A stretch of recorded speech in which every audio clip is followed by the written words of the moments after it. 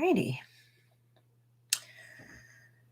Hey, what's up, everybody? It's Stacey Storino. Welcome to my YouTube channel. This is the number one place for the more mature entrepreneur, if you will, who likely has a pre-existing business, who wants to learn about how to do content marketing that is strategically set up to drive more traffic to your business so that you can do more business. It's all fun and all if you know how to use Instagram, carousels, feed posts, reels, do TikToks, and post, on Facebook, if that makes sense for your ideal customer. It's great to do the content marketing, but what's even better is to be able to get the 3 macro conversions going every single day that your business needs to succeed. The first one is followers, which are great to get more social followers. That's good for social proof, but that you can't deposit those in the bank. The second macro conversion is to get more people to join your email list, because then you're capturing leads, and about 75% or 3/4 of your income should come from your email list every single month. And about 25% should come loose, running around loose on the internet through your website and through social. So I'm not saying your website just with website SEO can't drive a lot of traffic in and of itself in search. If you know what you're doing, it can. Social media marketing is a must. It does make you look more credible and more vettable, and people are more likely going to buy from businesses as opposed to situations where they feel like you're a hobbyist. So it is important to understand how to drive traffic, how to drive traffic to your business so that you could do more business to get, of course, the third and most important conversion, which is sales. Okay. But it's very hard to get sales from people who are just running around wild out there on the net. It's always about getting your followers to get onto your email list, and then the people who are on your email list to end up buying from you. Okay. So I am going to be talking about today about a little bit more about entrepreneurial based time management. This is day 19 out of 31 days of free coaching on this YouTube channel. So if anything that I just said up until now sounds like, I could use this stuff and I like it. Her channel has a bunch of playlists, and you have TikTok growth playlists, Instagram SEO playlists, reels, all sorts of things put into little playlists, like little free mini courses. If any of this seems attractive to you, make sure that you hit that big red subscribe button, click the bell notification, select all so that you can be pinged, especially every single day in January 2022, when I go live. Most days at 10 a.m. Eastern Standard Time. If you're on my email list, you will get notifications day by day, just confirming that I'm at 10 or if it's a different time. Of course, there's replays on the channel too, but if you would like to get my freebie that's new for 2022, 10 reasons why you're viewed as a fake guru and how to change that, you want to go to don'tbeafakeguru, all one word.com, and the link is in the show notes below.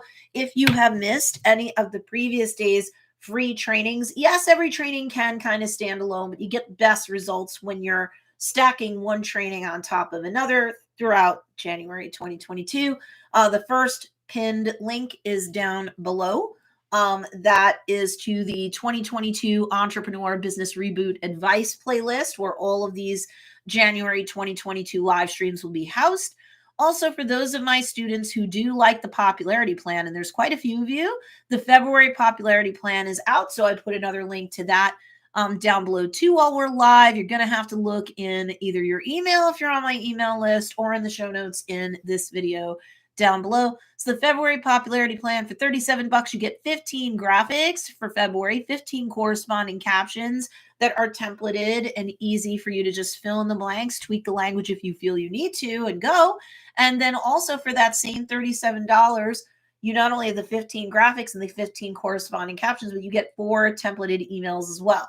So if you're a solopreneur, you're wearing all the hats, you're doing everything yourself, or you have a very, very small team and you need more help covering at least half of your monthly content marketing base for February, and you need to get out at least one email every single week. Those emails are assigned one to every week in the month of February in this case, then the popularity plan is for you. I hadn't even thought of doing the popularity plan. It's just that my students were asking for me to do it several months ago, over half a year ago. So I was like, okay, your wish is my command. Hey, Carol. Hey, Heidi. It's just Bridget today. Cool. Linda Nagoda. What's going on? Lenore Love. Cool. And Christine Pennell Jones is here. What's going on, Christine? I'm so impressed with everything you're doing for your podcast and your blog and all of that, your video podcast channel on YouTube. Girl, so impressive. Amy Lindblade is here. Says, good morning, Stacey. Good morning, Miss Amy. Bridget Upcycle Lawson says, shared and thumbs up. Thank you.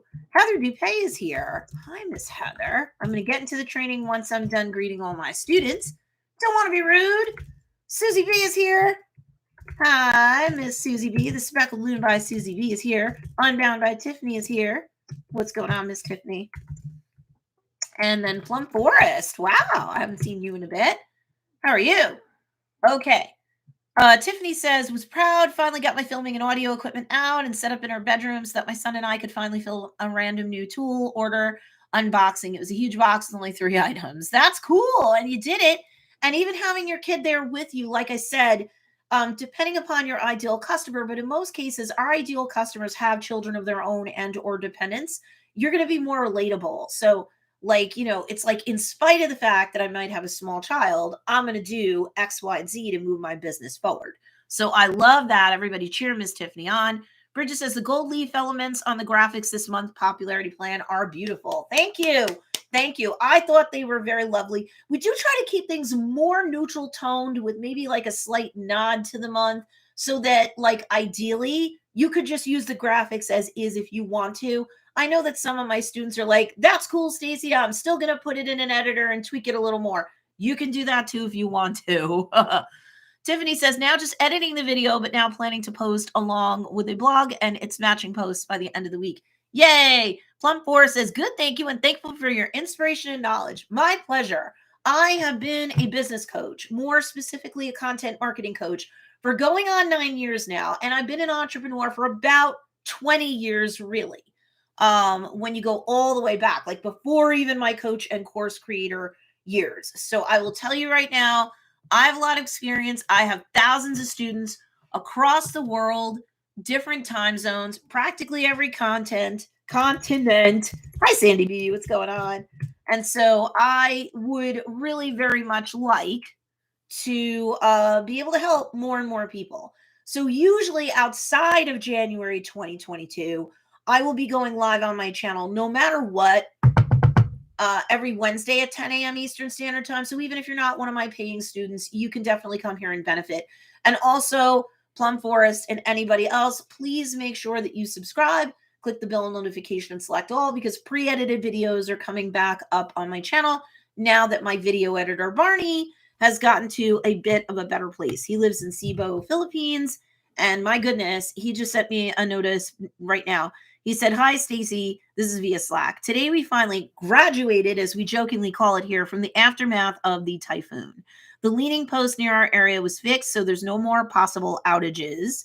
And our satellite TV dish was realigned, so we now have a TV signal. Good thing the dish withstood the wind and did not fall off.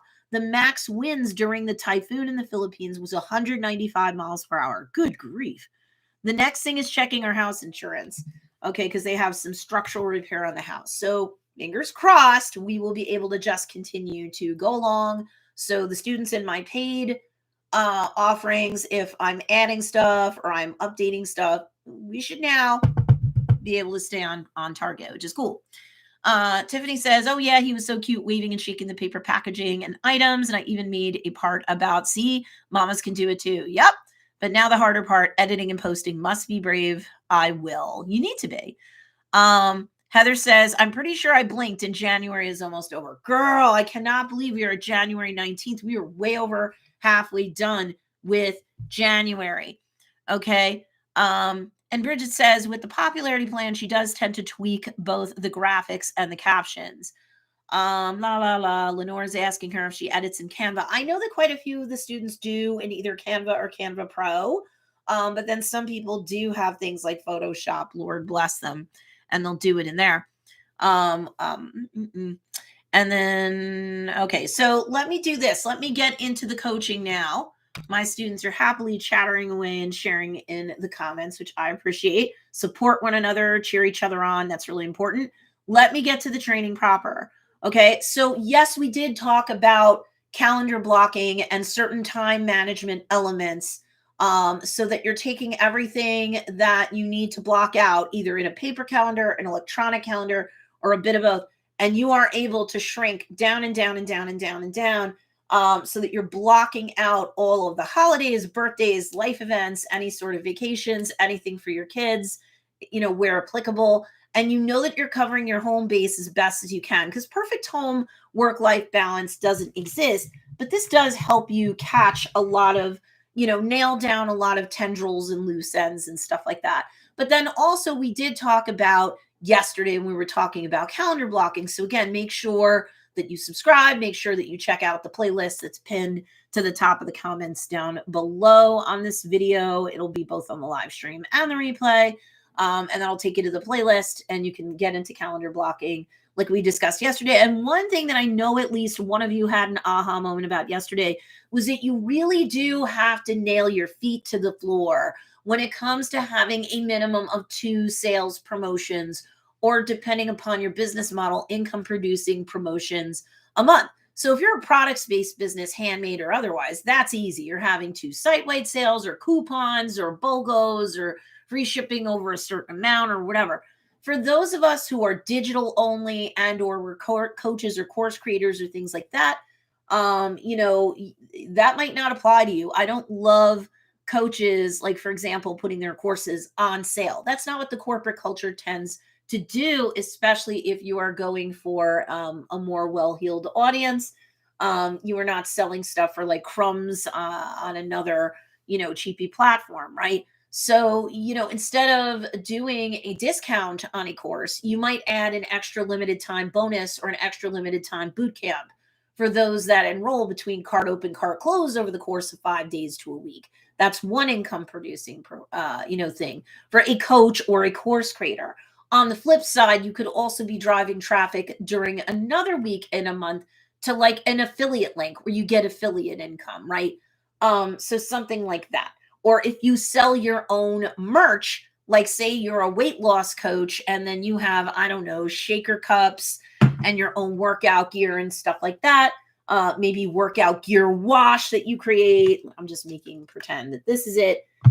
Some people do end up white labeling or having their own stuff designed, and they're a coach / course creator, and so that's another version of an income producing event. But yesterday when we were talking about calendar blocking, there were quite a few people who were saying, I really have to treat my business like a business so that it'll pay me like a business. You know what, Stacey, you are right. Hey, and McDonald, I see that you're checking in now. I do see that you are right, Stacey. It's more like a hobby if I let a whole month go by and I don't have some sort of sales promotion. I'm not driving someone to an affiliate link. I'm not selling my own products or merch. I have courses, big courses, mini courses, digital downloads only. Like, look at me with the popularity plan, right? You have to have at least 2 of those things going a month. That's just a minimum for beginners who are still working on, getting all their bases covered, who are still working on getting proof of concept worked out on behalf of their business, meaning people who are not just family and friends will buy from them, right? But once you're more intermediate, like you've worked out all the kinks and low and slow, every single week, you are growing some social media subscribers, followers, whatever.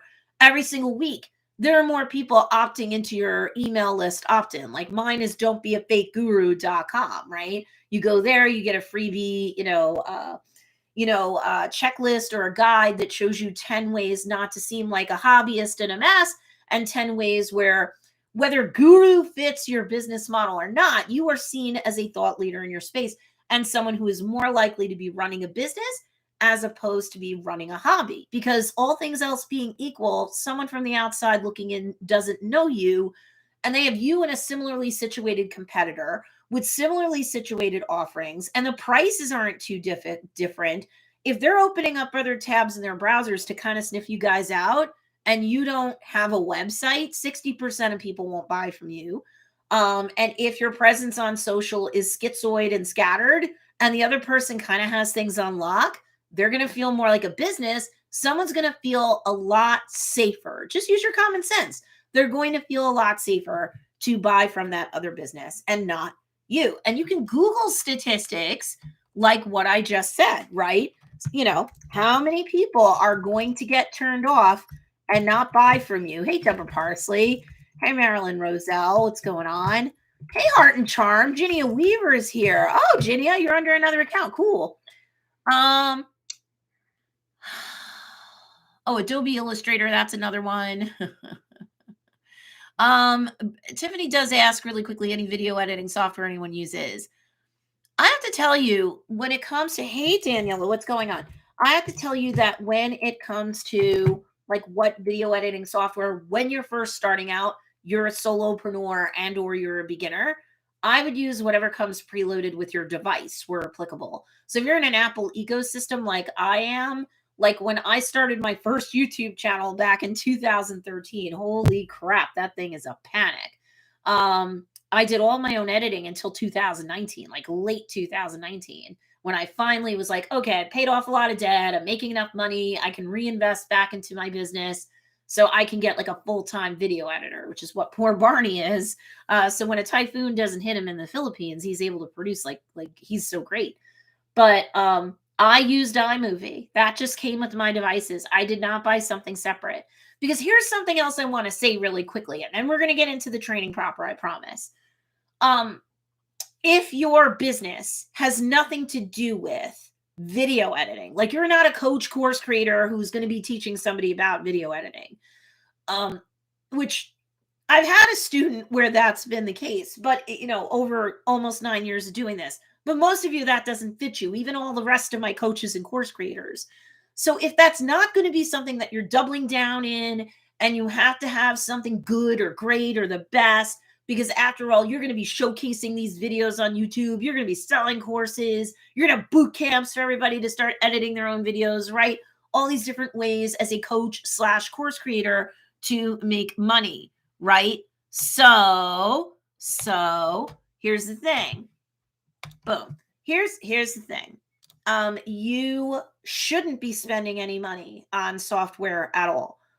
Use whatever comes with your device. So I haven't been in a PC environment for quite a while, but last I checked, there was something that would come with a desktop, a laptop, something like that, or at least get some sort of inexpensive app if you are in a cell phone or mobile device, tablet kind of environment. Don't go crazy. Don't spend a lot, because your goal is to end up, delegating out video editing to someone else as soon as is fiscally possible for you. I would have done that years ago, but we had $120,000 worth of debt to get to. And once I got to roughly half that debt, pretty close, then I was like, plus my business every year made more and more and more. So between reduced debt and increased income, I always tell people at least 25% of your net profit should always be reinvested back into your business. Is it software? Is it hardware? Is it things like the popularity plan? Is it things like independent contractors, part-time to full-time employees and stuff like that, right?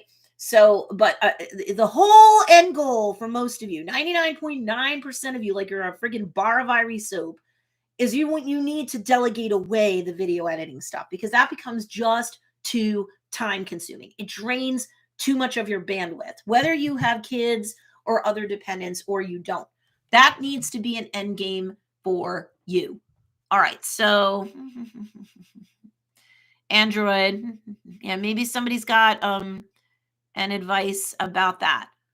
Okay, so Heather, really quickly, I want to acknowledge you. She says, I have on my to-dos to make a list of things, tasks that need to be updated monthly, weekly, etc., and set specific days to time block and complete. So once a week, I work on bookkeeping at Tuesday from 11 to 1, etc. That's cool. Whatever system you have to work it. Today, we're going to be talking about time management, different from calendar blocking per se, although you might use the calendar blocking technique. that we discussed and covered and gave a bunch of examples for yesterday, you can time block to get this power hour concept to show up in your entrepreneurial life. Now, of course, I'm a business coach. I'm really not a garden variety life coach. Not that there's anything wrong with that. So what I'm talking about, I'm going to shoot through the lens of an entrepreneur. I suppose you could use the power hour concept for something else that you are working on in a personal sense too. Okay. But the way I coach and the way I teach, I had hair on my lip. I need to be able to use the power hour concept for my business. All right. So here's the thing. We did talk about this super quickly towards the end of yesterday. So I want to go back, reintroduce the concept, and go back and unpack. And there's no one right way to use a power hour once you've determined how you can do it within a 24-hour cycle. Okay. But like I will have 7 different things to use as food for thought for you to use in that power hour. Okay. Like, as we all know, and I think it was even Heather that said this earlier, the sands of time slip by so fast. I cannot even believe that we are more than halfway through the month of January 2022. It's nuts. So, in an ideal world, you would be able to commit an entire hour towards the master plan of your business every single day. And I think that's something you need to do because time slips by so fast. And none of us are in a vacuum with nothing but our business in our lives. We have dependents, older and younger, a lot of us. We have other side hustles and other responsibilities. We've got the whole house, spouse, kid, worship, pets, plants of it all, right? Even if it is quote unquote just us, we've got to take care of ourselves, right? So of course, time is just going to slide away from you. You're going to turn around and maybe the only thing that you really ended up doing on behalf of your business was watching this live on YouTube and maybe a couple other videos. And it might be important stuff, but when I'm talking about a power hour, I'm talking about for sure implementation on behalf of your business. And you should have an hour that you commit to your business every single day of the week. Now, if for religious reasons on Saturday or Sunday, you don't work at all, or a power hour just wouldn't work, then fine. But you need to tack that hour in whole or in part to some other day or spread across a couple other days so that you total no less than 7 hours a week for your business. Because if you don't, I personally, after going into 9 years of being a coach and 2 decades of being an entrepreneur, one way or another, including my coach time, I have a very hard time understanding how you don't have a hobby instead of a business. Okay. So that sounds very like, in your face. And I don't mean to be rude, but sometimes we need to, hey, Michael Cole, what's going on? Sometimes we need to have a reality check about the fact that, are we treating our business like a business or are we treating it like a hobby? And it's not just as simple as, okay, even as a beginner / solopreneur, I'm going to cover 2 social media platforms every single day that are most important to my niche because I have to go where the attention is. And then after that, and for sure, I'm going to email my list at least once a week, more if I have a sales promotion going on. I know, crazy, right? And I have to have at least 2 sales or income producing promotions a month. Otherwise, if I have 1 or less a month or 1 or none a month, I'm a hobbyist. I really am. But if you can't keep pushing the needle forward on your business for at least a total of 7 hours every single week, you honestly do have a hobby. Because listening to trainings is cool. Knowledge is not exactly power, it's potential power. You could listen to me while you're cleaning your house, changing your babies, folding your laundry, doing your own personal bills for the household, not business related bills. You can easily slip in any courses you bought from me or anybody else and listen to that in the background, or listen to stuff on YouTube or elsewhere in the background. And, you can multitask. That's not really what I'm talking about necessarily. when I'm talking about 7 hours worth of power hours a week, it's more about actual implementation. If knowledge isn't power, it's just potential power. It gives you the power to act more intelligently, more effectively. It's still about acting has to come after that training, that knowledge, refreshing on that course or whatever, so that you can actually implement. Because otherwise, training and gathering, reading all the books and doing all the trainings, and I've heard all this stuff before, Stacey, but you know what? What are you doing to implement? Because if you don't become an implementation beast, you are a hobbyist and your business gets done when you get it done. So if that's what you want, I'm not being critical about it at all. How dare I do that? Hey, I'm Chicken Swell. What's going on? Good to see you.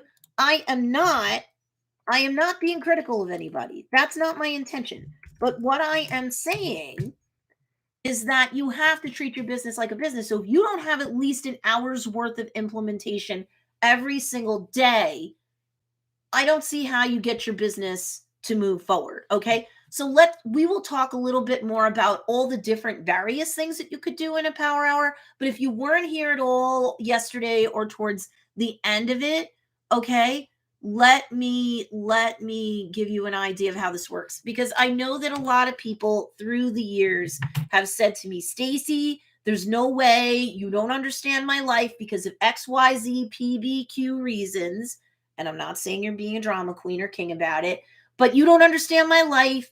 There is no way that I am going to be able to get 60 minutes straight out of my life. You're being unrealistic given my facts and circumstances. And you know what? I'm not even saying that you're a liar, but this is going into 9 years of coaching. Okay. I have had a lot of people come and go through my trainings. And I will tell you what, um, you don't have to do 60 minutes in an unbroken line and spend that in terms of implementation on behalf of your business. We're not talking about training. We're talking about getting things done. All right. Writing up emails and either publishing the broadcast or scheduling it to go out later, creating the content, editing the videos, right? We're talking about doing the research so that you know the keywords and or hashtags to optimize your content with. And they're not just any old keywords or hashtags. They're keywords or hashtags that are long tail enough, narrow enough in terms of competition that you have the capacity to be competitive for it. In the comment section or show notes for this video, actually all my videos, there is a link to flick.tech. That is the hashtag research tool that I recommend. You can get a week of it, like all the Daddy Mac stuff that they have for you there for free for a week. And then you can pick a package after that or say, nah, I tried it, but most of my students try it. Okay. And most of my students will keep it. Most of them will. Okay. And they have different packages at different price points. Because I'm telling you, if you're on Instagram, you're on TikTok, you're putting stuff on Twitter. Oh, Twitter. I don't love Twitter, but if your ideal customer does, then you need to be there, right? So, whether you think Twitter is a cesspool or not, I know Bridget stuck there for one of her 2 businesses, right? She has no choice but to publish things on Twitter, or she won't be seen by enough people from her ideal customer for that particular business, enough of members of her niche, right? But if you're like, oh, Stacey, you don't understand. I don't have 60 minutes. I don't have an unbroken hour in my schedule. I found that there's more than one way to skin the proverbial cat. Number one, you break your power hour into 2 30-minute hemispheres. Maybe you wake up half hour earlier in the morning, for example, and maybe you go to bed a half an hour later at night. And there's your power hour. You just had to split it up. But I've even had students come at me and say, but that wouldn't even work for me either because of XYZ PBQ reasons. Okay. So I'm going to tell you, you would split it up into 4 15-minute quads. Okay. And I have never had a student, especially like my one-on group student, one-on group coaching situations where, we will have students throw back and forth. And some of them will say, I thought it was silly to split up my power hour into 4 15-minute quads, maybe one in the morning, one late at night, my 2 15-minute breaks when I'm working my day job or whatever, right? But you know what? If that's how I have to implement and different, buckets throughout the day, at least I'm pushing the needle forward on my business. My business is real. I'm not in entrepreneur status.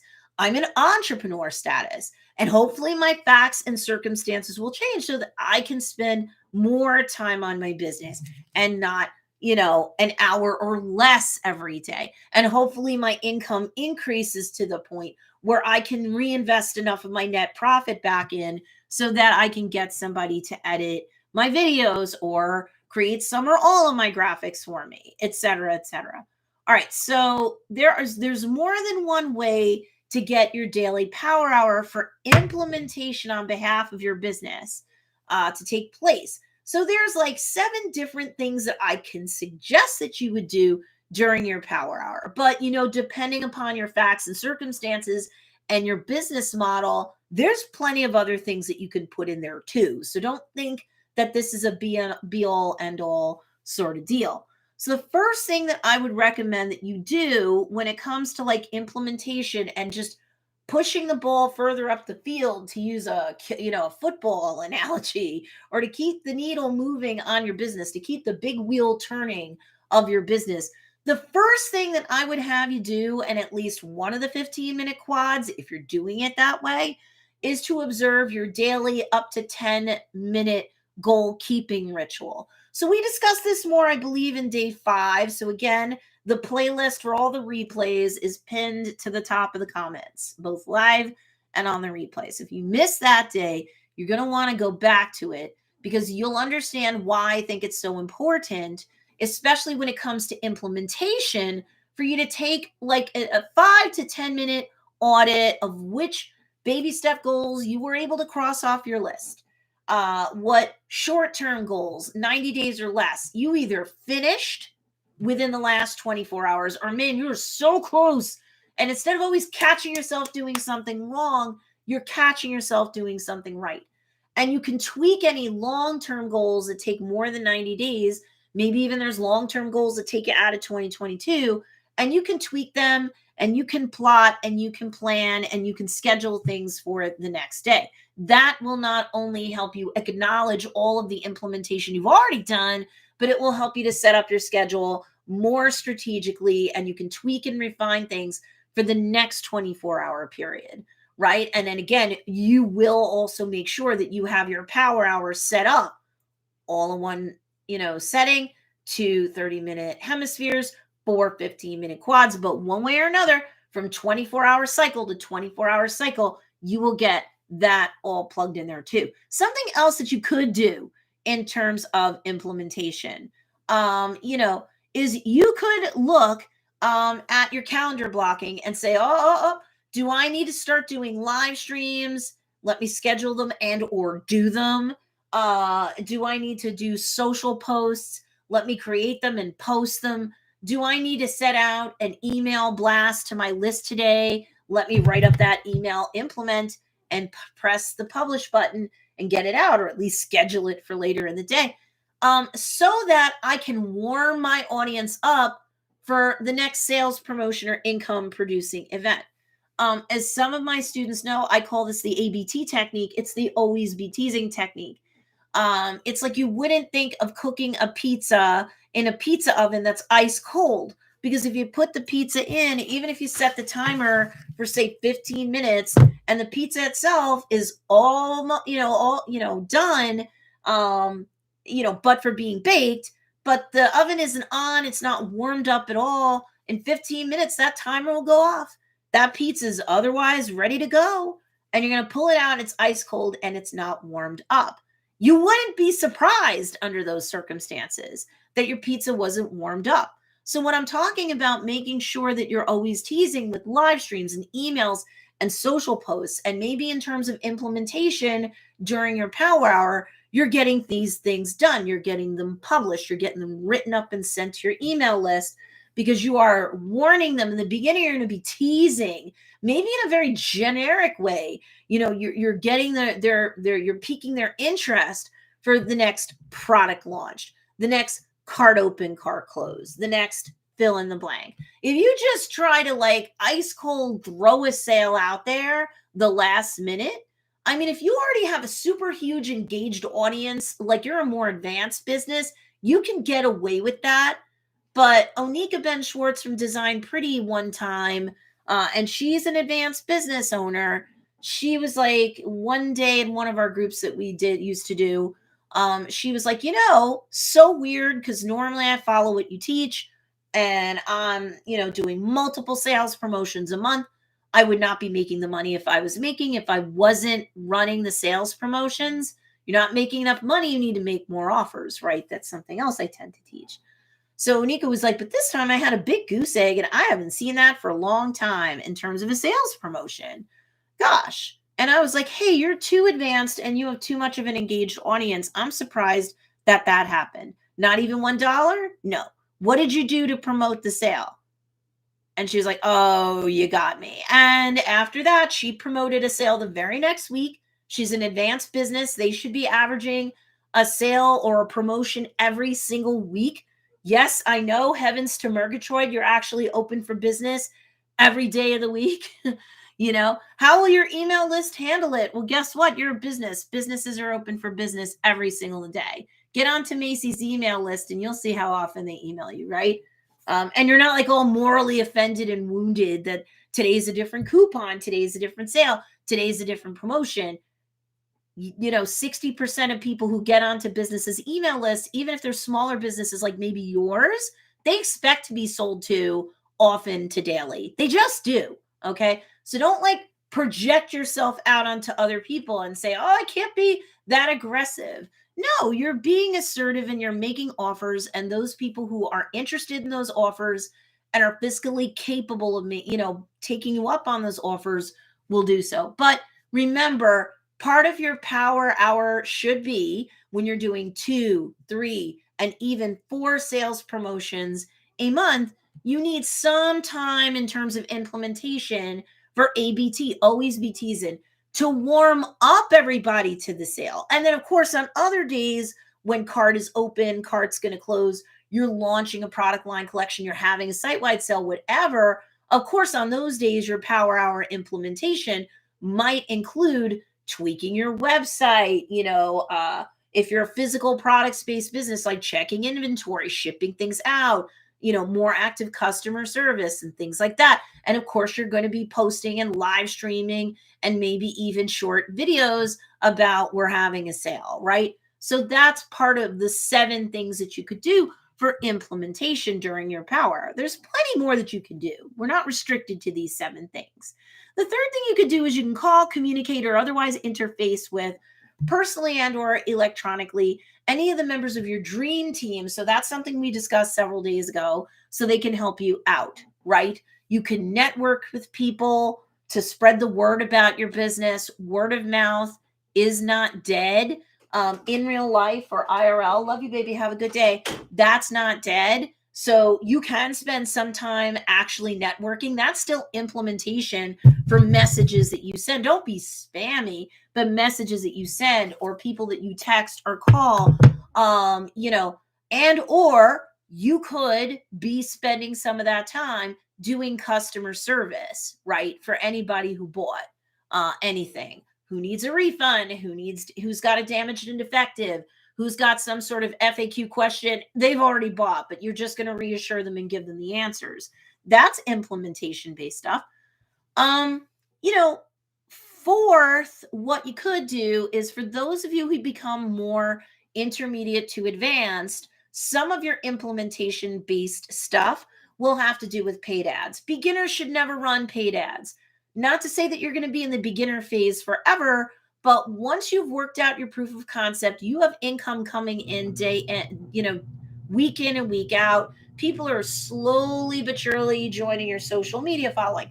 They're slowly but surely getting onto your email list, and you get some sales from people who aren't family and friends, meaning you have proof of concept. Do that for a couple of weeks, about a month, and see that it's small but stable. And then I feel like you've worked kinks out of your business. You have proof of concept. Maybe you're a more intermediate business owner at that point, and if it's fiscally responsible for you, one of the seven things you could do, thing number four could be implementation when it comes to ads, creating ad creative and getting it published, writing captions for ads, right? Working on sales funnels for those of you where that fits your business model, right? And then hooking that up to your ads, checking your like ads manager, say for your Facebook and Instagram ads, etc., right? So you're checking up and making tweaks to your ad campaigns. That's an implementation based thing that you should be doing when it comes to your power hour. But that's more intermediate to advanced students only. If you are a beginner and you're like, I know, I'm just going to get a shortcut. All this content marketing stuff is crap, Stacey. You suck. I know what I'm going to do. I'm just going to go and I'm going to run $1,000 over the course of a month, and I'm just going to drive everybody to my products. I'm not guaranteeing you that you won't get sales. But if you don't have a website and somebody opens up another tab in the browser, again, it's not the gospel according to Stacey Storino. Go Google it. Around 60% of people will go, I don't trust him. I don't trust that coach. I don't trust that course creator. I don't trust that product-based business, handmade or not. I'm just having some grandma in a basement sell to me. And if I feel like I have an actual business that can sell me something similar, I'm going to go to the business. Because I don't know, will grandma in the basement be doing a good job for me? I don't know that. When people know that they have choice, they might make a different choice, right? So the fifth thing that you might want to do, and this is at any business level, is if you don't have a website up, you get one up. If your website is super dated, there's a bunch of links that are broken. I think the statistic is around 30 to 40% of people won't buy from you. Again, you can Google it and you'll see it's definitely a sizable number. Website maintenance, updating plugins, installing, and activating new plugins, maybe doing security backups of your website, putting an additional post on your website from week to week. Because honestly, even if you're not a blogger, when you update your website every single week with new content, whether it's a page or a post, Google likes that because it shows that your website is fresh and it can give it a little bit of boost in SEO just in and of itself. So that's like a fifth thing that you can do. The sixth thing that you can do is if something in your office needs to be organized, shredded, you need to do bill pay professionally. You need to what can I say? You need to upgrade or downsize like monthly subscriptions for tools, software, things of that nature. Maybe even physically mailing things out, snail mail, asking you have to go to the post office, right? Something like that. Organizing, shredding. If you're not a coach, course creator, let's say, you're in a physical products-based business, handmade or not. Handmade, you might need some time out of your power hour to actually make stuff, right? But you might have machinery, equipment, materials, ingredients that you have to prep, organize, refill, combine, condense, machines to service, right? Maintenance, service. Do you have to do research and order machine parts or replace machines or equipment, right? That's implementation based stuff too. And then the seventh thing that I would say that you should do is, and of course, there's so many other things that you could do. These are just ideas to get the creative juices flowing. The seventh thing that I would do is, let's just say you have a course of mine or someone else's. I am not counting taking the course or retaking the course as part of your power hour. What I am saying is, let's say that there were PDFs, checklists, worksheets, any sort of implementation based stuff that you have not gotten to in that course. Then what you would do is you would implement, you would fill out the worksheets, you would plug in whatever to a business formula. Like my Funnel Dynasty students know, we have several formulae that they need to plug stuff into.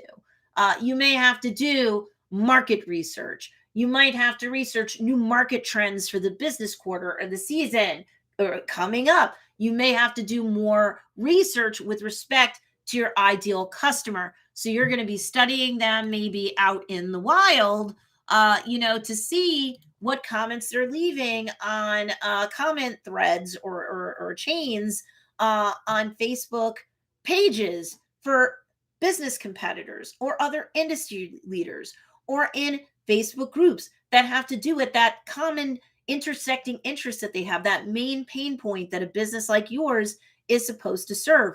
When you understand your ideal customer, you know at least 2, 3, 4 more Facebook groups that you could go to, join, be a fly on the wall. You're not getting in there and selling your own stuff. You could start interfacing with people and helping people out, giving guidance or advice without saying, oh, and PM me because now I can sell you whatever, right? Or we all love jewelry in here and we're talking about jewelry trends. I sell jewelry, PM me. No, you're going to get booted if you do that. But you can study what your ideal customer is talking about in comments, in groups, in threads, on message boards, whatever, wherever your ideal customer is going to go and hang out. And you can study them because they will be conversing with one another, and oftentimes the content creator too, to say, I like this, I don't like that.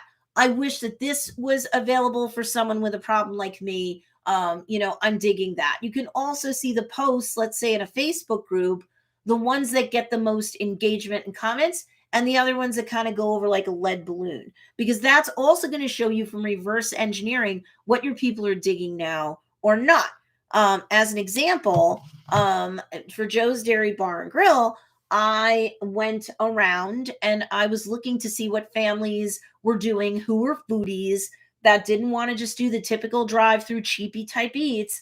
What kind of like high class foodie thing did they want to do as a family? And so what could Joe's Dairy Bar and Grill implement, especially during the winter when people are snowed in, so that we would get takeout and delivery orders of whatever. So I went to geolocation based groups that also had a crosshatch or an overlay with like foodie type interests. And sometimes it's obvious and sometimes it's not. You have to understand your ideal customer, which I totally do for Joe's, for example. And so I saw that a lot of people were talking about like making their own DIY Sunday kits. And I was like, we're going to create one and we're going to offer one and we're going to talk about it in our email list. I'll talk about it during lives for Joe's. And, occasionally we'll post content about it too. Boom, they sell, takeout, delivery, the end. So, that's spending some of your power hour, for example, studying your ideal customer out in the wild. So there's so many other things you could do with a power hour. But the thing is, I want you to use that power hour, whether you do it 60 minutes all at one time, you do it in 2 30-minute hemispheres or 4 15-minute quads. I want to make sure that you are spending time implementing. And especially if you have a problem implementing, like you can rope off the time, but you keep dancing up to the edge of something that scares the bejesus out of you, or it's very uncomfortable, if there's a lot of learning curve and you don't enjoy it. Well, number one, if you can afford to delegate that out, and my intermediates to advanced students can, you should. Okay. And there are some people listening to this live or on the replay who need to take that advice. For example, going back to what we discussed with Tiffany earlier, I care less about what you're editing with now, as long as it's free or it's something cheap. If you can't get it, whatever's on board with your device now, because your job isn't to be a video editor. Down the road, I want you to push off, getting, I want you to rather, make it a priority, whether it's on a to-do list, because you can do it in the next month or so, or it is a wish list. Okay, within the next 6 months or before 2020 is out, even if I'm hiring somebody in the Philippines, like Barney works for me full time, but there are folks that will do independent contractor work in the Philippines, and US money translated out to Filipino pesos is like amazing. You give somebody $100, it's more like you gave them $1,000. I mean, really. So there are lots of folks that are willing to edit a couple videos for you a month for like $100 or so, right? So at some point, intermediate and definitely advanced students, advanced are definitely at basically 6 figures and above, you guys can afford video editors. And guess what? Most of my students will delegate that out and do it. Okay. But if you're taking any courses and you're not implementing, you're not doing worksheets, you're not, implementing what you're taught in, say, a guide, you are not going through doing a task and hitting a checklist. If you're not implementation beast with that course, the course is kind of a waste, right? So you want to make sure that some of your power hour, if you have courses, it's not you're retaking them, it's not that you're re-listening to them, it's not that you're taking notes. You can do that some other time. How are you implementing what you learned today in whatever course it is that you might have bought? All right. So that's the end of that training. Daniela says, we'll be watching on the hashtag replay. Wanted to stop by and hashtag live and support everyone on this journey with Stacey, guiding us through. Have a great day, everyone. She will be back. Oh, Audacity. For soundtrack editing, says Bridget. I used to use it all the time to mix my own tracks for performances. Twitter, says Bridget. Is that the best hashtag research tool you would recommend, Stacey? I did try and it was a bit pricey for me at the moment. Just seeing which hashtags are medium and high competition and saving them. Yeah, it's the only thing I use. And it's really the only thing that I recommend. So yeah, if that's the best option, I'll have to resub to it. When it makes fiscally responsible good sense to you, I would do it. Talk to your tax professional because you can probably write that off against any income that you have. But again, this is tax issue spotting and not tax advice. I swear to you, if I found something free that even did a halfway decent job at even the limited things you're talking about, I would for sure want to seem like a giver goddess and get a lot of know, like, and trust from you guys and say, this is a free tool until you can graduate to the paid tool. There's a lot of trash out there. I'm sorry. So I can't recommend something that's a free use. If you're not optimizing your posts and you're not optimizing them well, then it's like you're screaming into a vacuum or void if you don't otherwise know what you're doing. And then nobody can pull you up well in search, or the algorithms won't be able to have enough nuanced data points to be able to understand how to suggest out your content too. Like on the Explore page on Instagram, for example, that's an example of suggested. Or on your YouTube like homepage, that's a version of suggested on YouTube. Or like in your home feed on Pinterest, there are certain pins that have ranked for the type of search you've done. That's another form of suggested, because some things will be very narrow within the search results, but you'll get additional things that are kind of like 6 degrees of separation that the algorithm's making suggestions on. Like, is this close enough to what you wanted to? Blah, blah, blah, blah, blah. Yes, when it comes to wind noise, I would say that you want to hire an expert to take that part of the track out to separate out all the tracks, because it's super expensive software, as I understand it, to do that sort of thing when you're having a podcast or a video podcast. So Christine says the power of an hour a day monthly equals 30 hours. An hour and 15 minutes equals 40 hours total. Y'all, this is the equivalent of one full-time job for 1 week. So powerful and so doable. I love how you broke that down, Christine. Thank you. Bridget says adding products counts as freshening up your website, right? Absolutely. So again, you don't have to be a blogger or a vlogger or a podcaster in terms of at least some, if not all, of your content creation, right? It depends upon your business model and your ideal customer. However,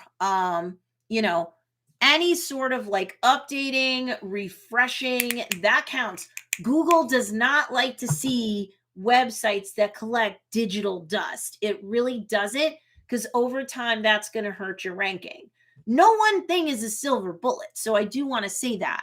But, also, what's the point of having a website and going through all of that hard work, folks, if you're not going to constantly be driving traffic to it? Because here's another blog post, or here's another embedded YouTube video that you can also find on my YouTube channel. And I've done a quick post and I've embedded that YouTube video in there. So if you really like to read blogs, some of your ideal customers will, when you send out an email or you do a social post driving traffic to that blog post on your site, even if it's not like a formal blog post with or without a video in there, you're just writing something that's keyword rich without being spammy. So what's the difference between being keyword rich and keyword stuffing? The people in my social pin shortcut course, we did have a lesson where we talked about keyword rich versus keyword stuffing. Basically it comes down to not cramming too many optimized keywords too close together, and that it's more natural language in terms of sentences. Like the average algorithm is smarter than a fifth to a seventh grader now. So those bots or crawlers are going to be going through and gathering up data points, and they're going to be making intelligent decisions, drawing intelligent conclusions about that content. So, when you are trying to optimize words in a blog post, even a quickie blog post, to like embed a podcast player on, to embed a YouTube video on, and then drive your traffic to that, your email list, your social, on lives, you're dropping links, you're driving traffic to your website. In this case, yes, it's a blog post, formal, or like a quickie to house other types of media. But the rest of your website, like the header and any sort of drop down links, the footer, and maybe like a sidebar, that should all be optimized to capture leads, to get people on your email list. And it should also be, of course, to, even if it's just a quick click or two, to get people to, see what you have for offerings to get sales. Okay. So, like, it's not good enough. I mean, it's a head start to get a website that's like a 5-page brochure site. It's got home, it's got about, it's got the contact form, right? Like it has just a couple of really basic pages on it, or, and that's it. Yes, it's like a business card out in the digital universe. And yes, it can start to give your brand more legs. And yes, it can be a starting deposit in the bank of KLT, or know, like, and trust. People will buy from people and businesses that they know, like, and trust. But your goal should never be to let that website sit there until 5 years from now, when by then, for sure, your, theme is old and you need to update it. Like, we're not just updating the theme. Like, there should be some sort of weekly contact addition. Even if you have like a blog post that you write that's pretty comprehensive, Google even likes it if you go back to that blog post, because there's more studies, there's a more information, there's more tips, tricks, and techniques that you can layer in. It makes that blog post in particular more valuable in search, and that can get that blog post ranked higher in search. Even if you're not trying to be a blogger, no matter what business model you have, your goal is to start showing up in your ideal customers' SERP, or SERP, an acronym for search engines results page. You definitely want to see that happening more and more. So keywords are very important on Google. Hashtags, not so much there. Hashtags, of course, are helping you with Instagram, Twitter, and TikTok. But for those that are like, I heard that hashtags are not the be all end all anymore, it's not that they're not still important. And any sort of anything that anyone credible might have taught you about hashtags, that's still in full effect. It's just that the platform has gotten so competitive that to rank things up higher for search on, say, Instagram, and to help the algorithms make more detailed judgments as to what your content's about, so it can push things out and suggest it more, like the Explore tab or page. Instagram SEO is more of a thing now as well. Okay. And any of my social gram shortcut students, the ones that have taken my Instagram deep dive course, I've been talking about this for like a year and a half, 2 years now. And they knew that that was on the horizon. Instagram SEO, having captions. They don't always have to be long. You can mix up caption lengths, but having captions that are keyword rich without keyword stuffing. If there's just a bunch of keywords that are slammed together at any point in a post, that's going to be triggering a spam filter anywhere. Instagram to Pinterest. I mean, for sure, you don't want to do that. No keyword stuffing, just keyword rich, natural language sentences that would make sense to someone who's at least as smart, if not smarter, than a 5th to 7th grader. All right. So, does anyone have any questions about the content that I have covered today? And by the way, really quickly, it's not too late. Make sure you give this video a big thumbs up. I see that quite a few of you did it, but I would love it if more of you did. Forget how it makes me feel. Oh, my heart goes pitter patter. No. What I want to do is while this live is live, I want this pinged out or pushed to more people. On the replay, the more engagement that I get, comments, thumbs up, whatever, any shares, whatever, that makes this content more likely to be pushed to more of my followers on the replay as well. Okay. So you're not, forget helping me. Like, who cares? You're helping other people too. Bridget says, what about posting on a blog every week what your sale is or what you did on social media? Okay. So definitely you could do either of those types of posts. What I don't want anyone to do, if you are perpetrating as though you have a blog, sales announcements are fine, and using social and link dropping on a live slash replay and your email list. Yes, you want to drive traffic to your website for the actual sale. And then maybe depending upon what you like, you could have a blog post like, outlining that sale. So that's fine, but I would not have a blog where all it is just sales announcements. And the reason why I would do that, I don't know, as I'm sitting here and I'm thinking about it now, that it so much matters algorithmically. It matters in terms of the human beings that are exploring your website. They want to see that it's a resource and not just simply a bulletin board about sell, sell, sell.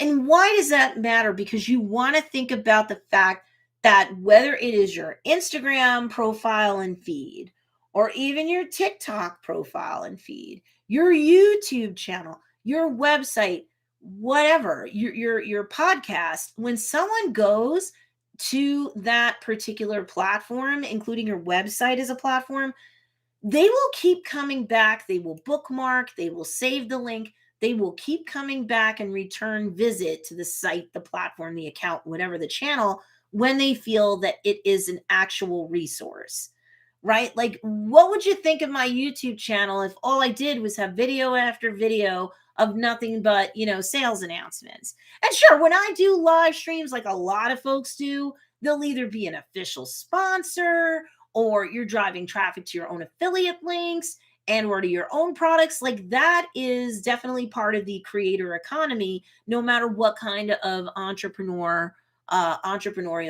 business model you're following. But you definitely let me see, because I want to also like wrap up Bridget's question. You definitely want people to see that you're a resource. Then they're more likely to keep coming back. So folks don't mind, even in pre-recorded videos. It depends on what creator you watch here on YouTube, for example. You could go and watch a video that either has a bunch of preset videos in there. You didn't pay for YouTube Premium, so you see ads. So you see ads in the beginning, you might see mid-roll ads and stuff like that. Or the content creator is like, okay, this whole video is sponsored by whomever, or they're plugging their own stuff in their own, affiliate-based links. If you like Marvel at all, there is a channel, New Rock Stars, that has elevated this to a friggin' art form. They either have official sponsors, they have their own stuff that they sponsor, or there's stuff betwixt in between. And they might even have, I have YouTube Premium for a little while now. They might also have a beginning ad at the beginning of their video. So it's like all these different income streams per content, but they're still giving you value. It's not just nothing but videos about this video is about this sponsor, and this video is about this sponsor, and this video is about our products, and this video.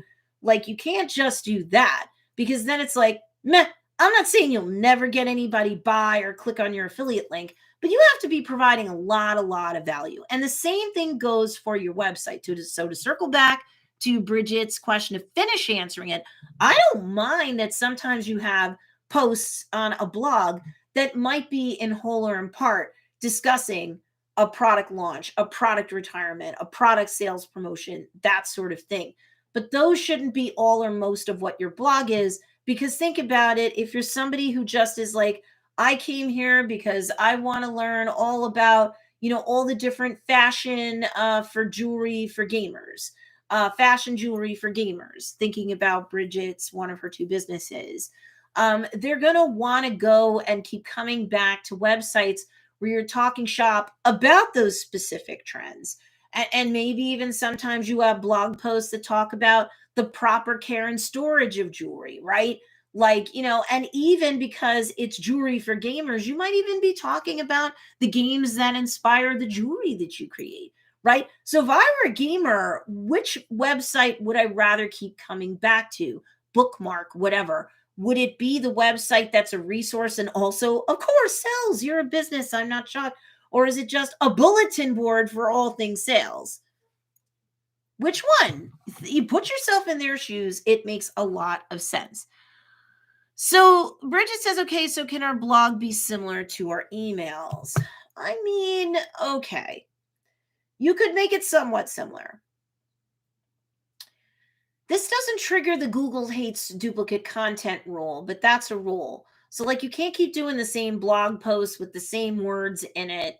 Like you'll do a blog post about a certain topic on your website. Then you guess blog post on someone else's and you basically copy and paste. Because Google will give gigs or demerits or push down and search one or likely both of those pieces of content. So whether you're a blogger or not, when you're creating blog posts on your website, be careful. Don't make them too similar. But you're talking about an email, and that's not the same thing as Google hates duplicate content. So what I could do is I understand what you're asking. Can I copy basically my email, paste it onto a blog post on my website, and kind of get away with that being, blog post for the week? It's kind of like almost. So you could do that and have that be a good head start, but you do want to layer in more stuff so that if somebody reads your email and then they go to that page, they're not like, oh, that's a copy of exactly what I saw in my email inbox today.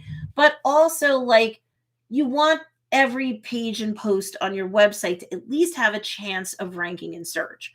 So when you write your emails, you may not always be cognizant or aware or sensitized to the fact that most every word in that email will be optimized, our keywords. When we're doing blog posts, we tend to think keywords. And one freemium plugin that I would recommend for WordPress-based sites is Yoast SEO, YOAST SEO. I'm not going to drop an affiliate link or anything like that. I've shilled enough today, but seriously, you can get it. And until you're at least intermediate going into advanced, you don't need to worry about the paid version of Yoast SEO. And they have videos and all sorts of things to really train you. But for every page and post that goes on your website, after you've not just installed that plugin, but you've activated it on your WordPress back site. So we're not talking about Shopify, Wix, Weebly, or any website in a box deals like that. It can help you. It will give you guidelines in terms of, like, if this is your target keyword, there will be suggestions, or it'll let you know if you use that keyword or a derivative too many times, and now you're going to trigger Google's like spam demerit, feature. Because it might all still be written in natural language, but at some point you've just super saturated the page with the same or similar keyword. Lenore says, I'm curious about marketing affiliates as a sale. Marketing affiliates, Lenore, just clarify for me, does that mean people who are affiliates on behalf of your business?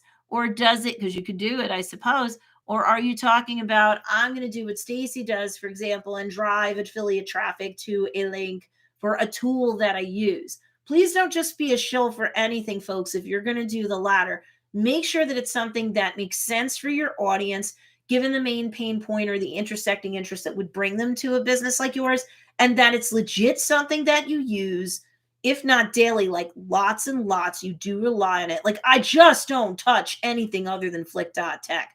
I do not. And it just saves me way too much time as opposed to manually digging around. And the reports that they do when you get the more advanced versions of the tool, the more advanced package, It will tell you what hashtags are rising in terms of popularity within that subset that you're reaching and which ones are diminishing. So maybe you don't use those, or maybe that wouldn't be your first choice. Which ones are more likely to get a lot of engagement versus which ones it's kind of like, for whatever the reason, your content might be well optimized, but you're not going to get a brand-based community likely messing around with that post, commenting on it or whatever. There's just nothing like Flick.tech. So it can be similar to your emails as a head start, but I would layer in more, and I would really use like Yoast SEO to get a target keyword and then to rework the email, Bridget, that you copied and pasted onto that post so that it's earning its keep for your website and Google isn't like, ugh.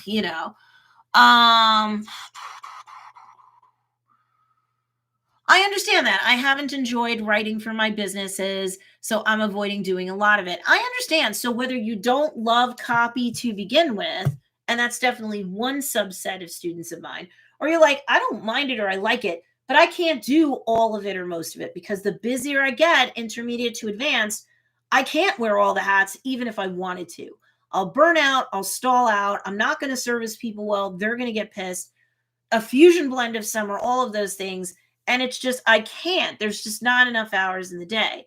So at some point, Bridget, use, depending upon which of the two businesses you and or your husband, depending, need to, for at least like a wish list sort of thing.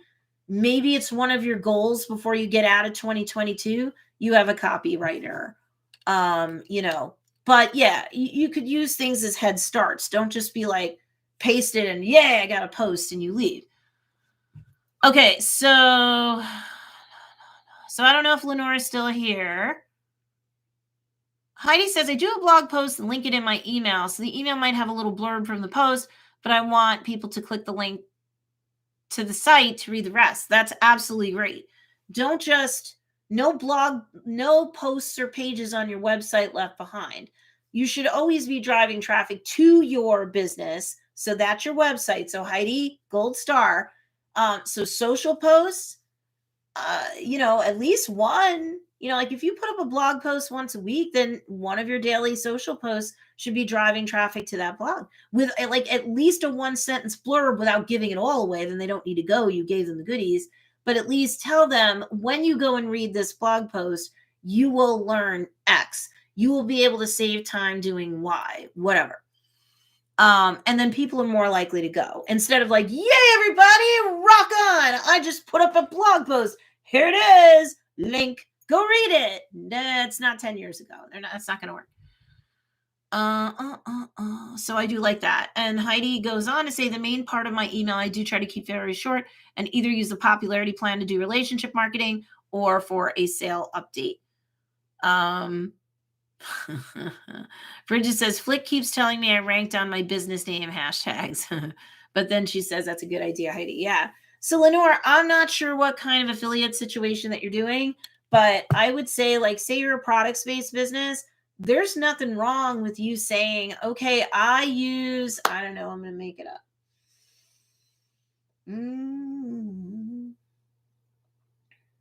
Yeah.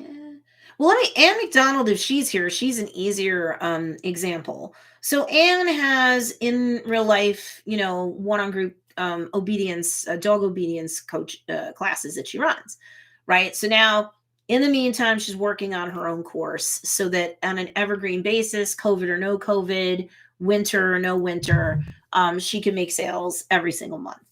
And it's a great way to scale because she can scale that and grow it. When it comes to dog obedience coaching courses, classes in real life, I don't have a dog, I have cats. Okay. But my understanding is you really don't want too big a class because everyone can't, it's too much for the dogs and it's too much for the person running the class. They want to be able to, help and work with everybody. Right. So it's hard to scale and grow that past a certain point. So she's going to be working on courses in the background, but another stream of income that Ann McDonald can do is she can drive people to like an affiliate link, whether it's through Amazon or something else. She becomes an Amazon affiliate or whatever.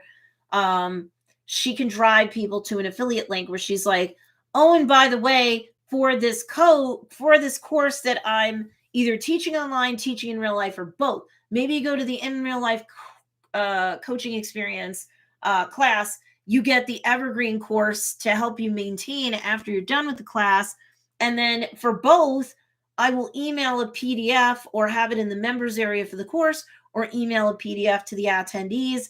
And I will have a bunch of links to like the collar that I recommend that you use, to the the leash that I would recommend that you use.